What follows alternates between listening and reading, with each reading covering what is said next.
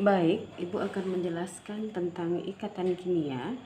Jadi, ikatan kimia itu dapat kita bagi dua. Yang pertama adalah ikatan kimia intramolekular, yang kedua adalah ikatan kimia antarmolekular.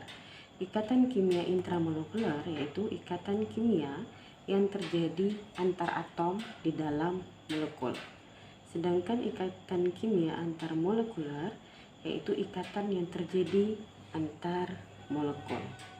Oke, sedangkan pembagiannya ikatan kimia intramolekular itu akan dibagi lagi, ada namanya ikatan ion, ada ikatan kovalen atau nanti ada kovalen koordinasi, dan ikatan logam.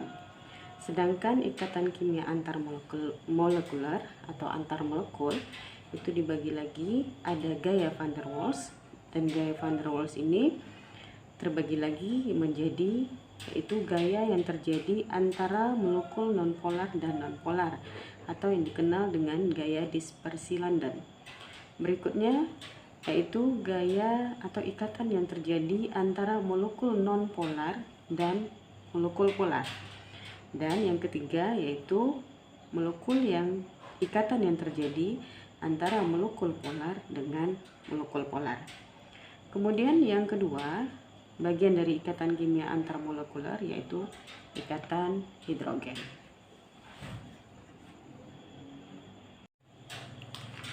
Baik, sebelum kita lanjutkan untuk penjabaran masing-masing ikatan intramolekular atau antarmolekular, kita lihat dulu yang ini, yaitu kestabilan konfigurasi gas mulia.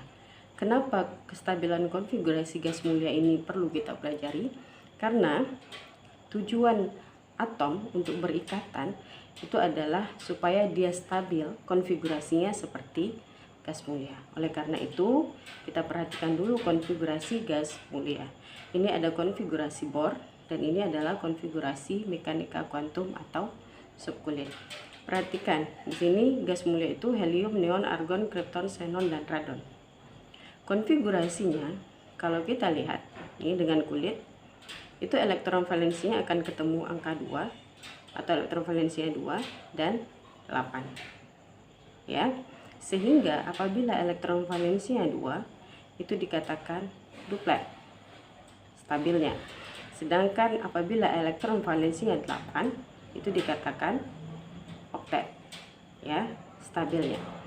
Dan jika kita lihat dalam bentuk konfigurasi subkulit, pasti kita akan menemukan konfigurasi seperti ini, di mana helium itu adalah elektron valensinya 2, tentu 1s2, sedangkan neon serta radon kita lihat akan berakhir pada S-nya 2, P-nya 6. Sehingga di manakah letak kestabilan konfigurasi gas mulia? Oke, apabila elektron valensinya ini kita buat di dalam elektron itu kita buat di dalam orbital, contohnya ini S-nya 2, ini untuk helium, maka akan ketemu seperti ini. Karena S memiliki satu orbital, ada 2 elektron seperti ini. Namun apabila elektron valensinya berakhir pada S2 dan P6, kita akan menemukan elektron di dalam orbital seperti ini. Artinya seluruh elektron itu akan mengisi penuh orbital, dan kondisi inilah yang menyebabkan konfigurasi gas mulia menjadi lebih stabil.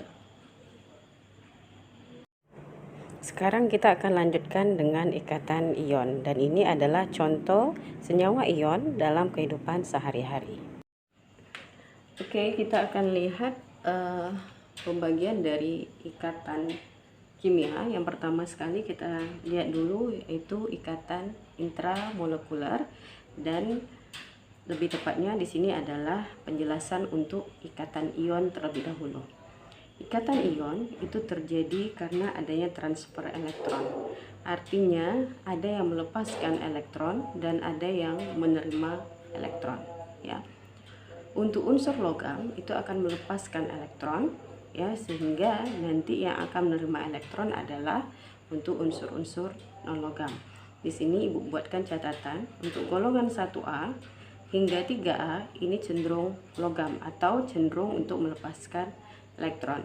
Sedangkan golongan 4A sampai 7A ini cenderung non-logam atau cenderung menerima elektron.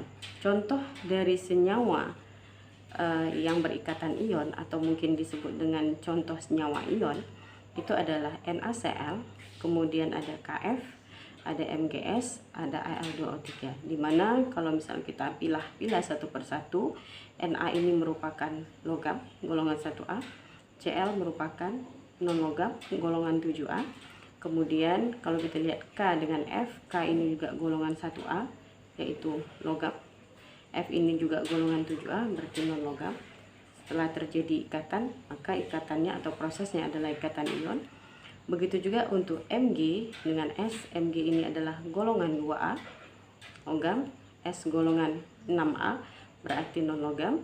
Kemudian Al ini adalah golongan 3A logam, kemudian O ini adalah golongan 6A berarti non logam.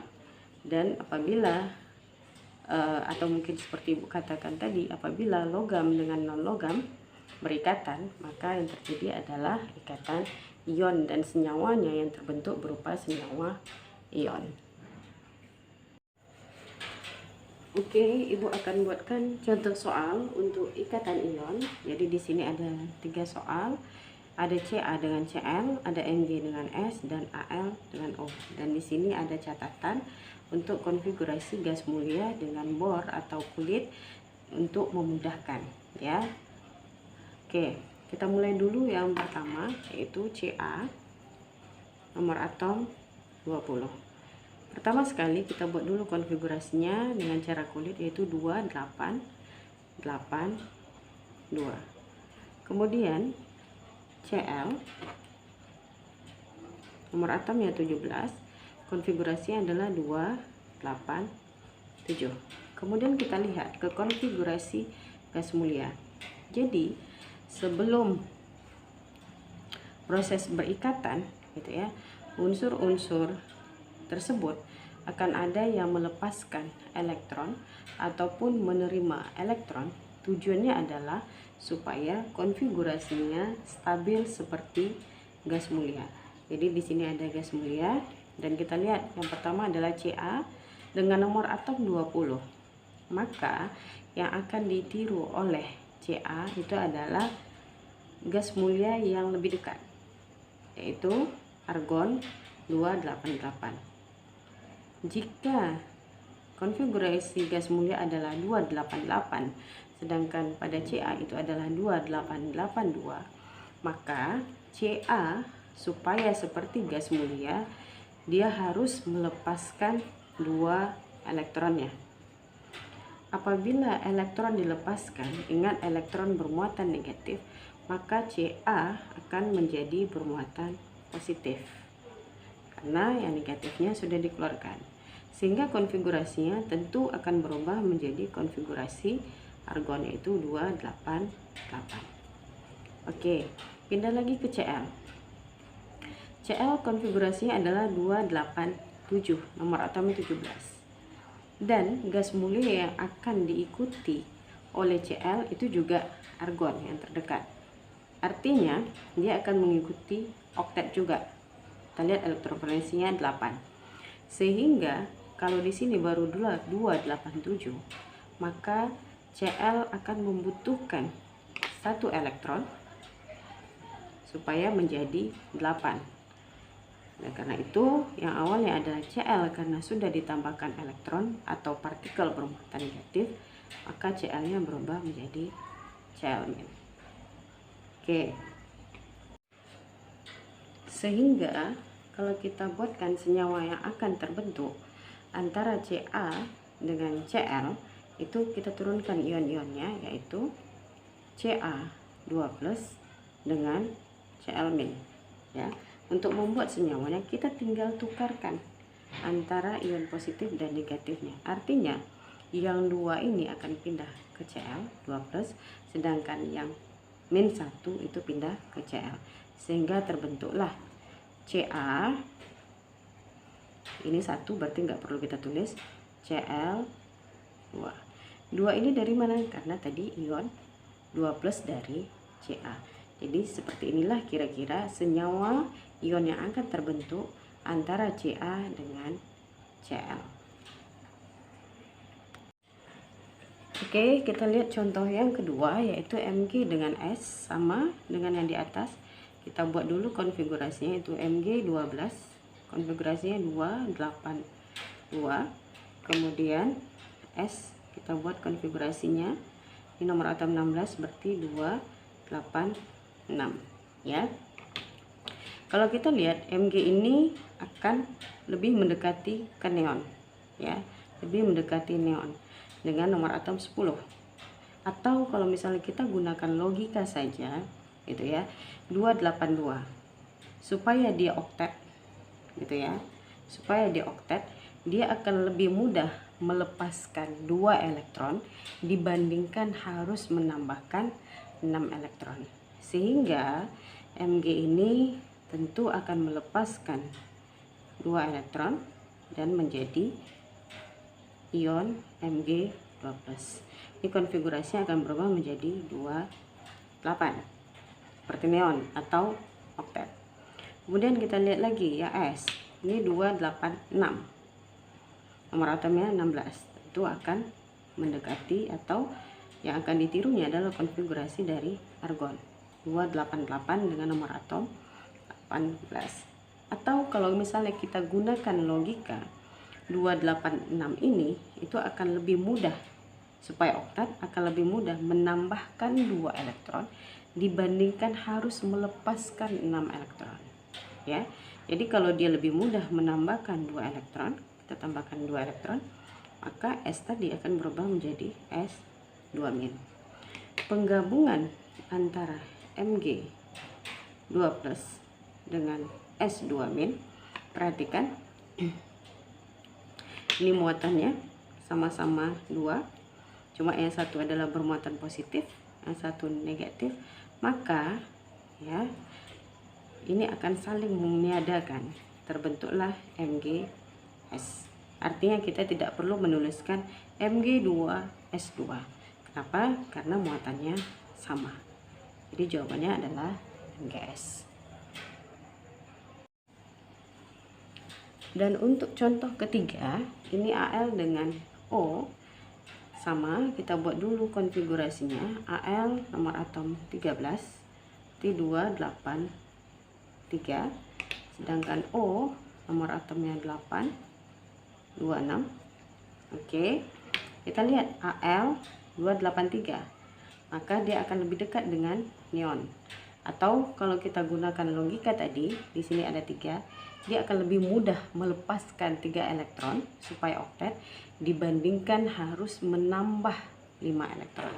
Jadi kalau dia melepaskan 3 elektron, Al akan berubah menjadi Al3+. Di sini kita tambah 3 elektron. Ya, konfigurasinya tentu menjadi 28. Kemudian kita berpindah ke oksigen. Di sini 26. Kalau kita lihat ke gas mulianya, tentu yang akan ditirunya konfigurasinya adalah neon, karena lebih dekat dengan neon atau dengan nomor atom 10. Atau kalau kita gunakan logika kembali, kita lihat 26. Supaya dia oktet atau 8, dia akan lebih mudah menambahkan 2 elektron dibandingkan harus melepaskan 6. Ya, untuk mencapai duplet mungkin begitu ya. Oke, maka di sini kalau sudah dimasukkan 2 elektron, O-nya akan berubah menjadi O2-. Konfigurasinya tentu di sini 28. Oke, sekarang kita akan gabungkan antara ion positif Al3+ dengan O2- untuk menghasilkan senyawanya. Kita lihat Al3+, O-nya 2-. Pada saat pembentukan senyawa, kita tinggal tukarkan ion-ionnya ya. Yang 3+ pindah ke O, yang 2- itu pindah ke Al. Maka kita buat Al2 karena dari O, kemudian O3 karena 3 berasal dari Al. Jadi senyawa yang terbentuk dari Al dengan O itu adalah Al2O3.